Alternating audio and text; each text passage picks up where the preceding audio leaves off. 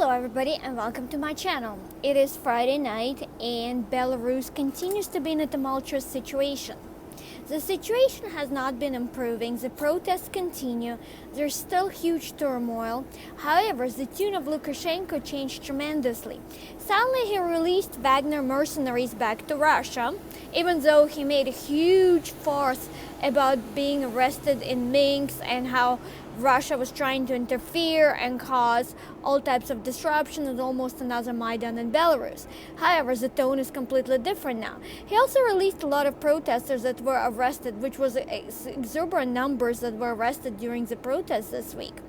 And a lot of them are claiming they were tortured. However, let's look at the future possibilities of Lukashenko and what will happen in Belarus. At present, it's very possible that Lukashenko and his family would need to leave the country. Given his behavior and not having any allies, he would have a problem to even finding a place that would accept him. The only option would be possibly China, North Korea, Venezuela maybe, but even then that's hard to say. Even if they would want to deal with him, well, China possibly would, of course. China their image on the world stage is pretty much non-existent, given coronavirus pandemic alone that came out of China and ruined a whole global stock market and economies, and majority of countries experiencing recession now. So let's get back to Belarus. What are the plausible scenarios of happening? Right now, there has been a lot of talk, and there's a Lublin triangle formed between Ukraine, Poland, and Lithuania. That's why the opposition leader Tikhanovskaya is currently in Lithuania due to assassination attempt on her. And even though she is asking for non-violence in protest, she truly believes that she won the election on Sunday, even though it was a farce of an election on every angle possible. So what are scenarios that could possibly happen again?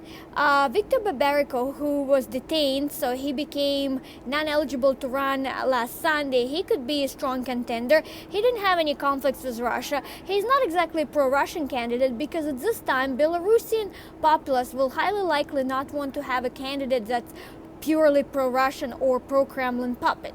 That wouldn't be happening. Other option is to find someone who's compatible with Poland, Ukraine, and Lithuania, but at the same time, that's not it either. The best situation for Russia would be to finding a neutral ground and just have diplomatic relations with Belarus, but Russia is not going to get pro-Kremlin candidate in the new election if such is going to happen, because at this point, the election last Sunday is not recognized as it is. So what are other options Belarus and everybody can look at? At this time, there's very strong possibility Russia could form alliance with Germany and France, given the fact that Germany also has an interest in Nord Stream, and it would not like neither France that Poland would actually start gaining advantage on the geopolitical sphere and have certain influences in Belarus. Ukraine, well, that's not really a contender. It just in it with everybody else. And really, given the current political situation with U.S. and strong divide, U.S. could possibly use Poland as a proxy with Ukraine and Lithuania to help out as far as their interests in Belarus are concerned, which is nothing wrong with that. It's always been done. Many nations have their own personal geopolitical interests, their own agendas. But right now, the situation in U.S. was such divide and protests, and coronavirus continues to go up, and problems with the economy. Divide continues to be so strong as far as the movement and the civil rights are concerned.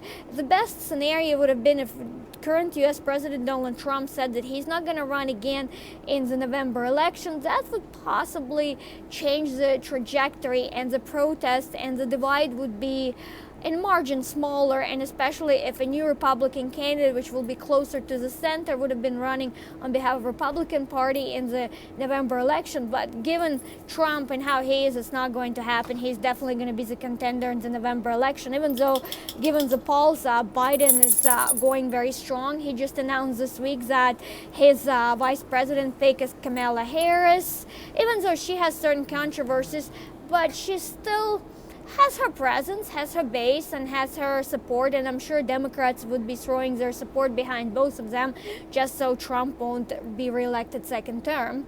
Again, so what will happen with Belarus? So if Russia, France, and Germany forms an alliance and start pushing their agenda within Belarus, it is possible that a neutral candidate could have a presence there, but would still be very amicable with Russia. And France, which is really dying to be on the forefront of European Union, because right now Germany is the leader of that. It's real, and Macron is really interested in securing stronger geopolitical interest and to regain what France once had, which was a long time ago. France hasn't had strong presence and success for at least a century. That would be pretty fair assessment. So that would be an interest right there. It would also, and as much as Poland definitely has a strong political influence. Poland has been successful and always been loyal to NATO. So US could really use them to help in Belarus within getting involved themselves, because at this time, as I said, everything going on internally with US does not allow US to focus on Belarus with all that's needed. There's also a third scenario, of course, which would be a start of a civil war that will go on for quite a while, ruin Belarus economy, but none of the players and anybody in the world would want a civil war. Civil war is horrid to happen in any country, and there's no winners in a civil war. Usually there's tons of losses, destruction, and still at the end, what do you have left? Also, for Russia to have it right near its border, it's not the scenarios they want and the outcomes they're looking to get. Well, who else would possibly have an interest? China, but China does not, right now, given everything that happened to China, China does not have enough influence in Belarus, and with Lukashenko or anybody else, does not even know the true situation, does not have financial investments in Belarus, very minor, if that. So that, given all the outcome, it's highly likely scenario A or scenario B. Scenario A, Germany, France, Russia alliance. Scenario B, Poland, Ukraine, Lithuania. Well, Ukraine is not strong, Lithuania is not strong. They're just more of, given their geographical location and support, Poland can forge ahead and really do a lot on behalf of US and State Department and figure out much better backing for the candidate and have someone that could work well with the West and make Belarus more of a democracy, because under Lukashenko it wasn't really a democracy. It was a milder version of the communist regime, but a little milder than China would have, or how the original Soviet Union was before 1991 collapse. So what does everybody think? What would happen in Belarus going forward? Do you think Lukashenko will go in exile? Who do you think will form the alliances? What would be the future of Belarus? Who would be at the helm of taking control of Belarus? Which country would be allies? Would love to know everybody's opinions. Also, please click like and subscribe to my channel. And you can also read my articles at www.communalnews.com under Kristina Kitova. Thank you, everybody, and have a great Friday night. Thanks again.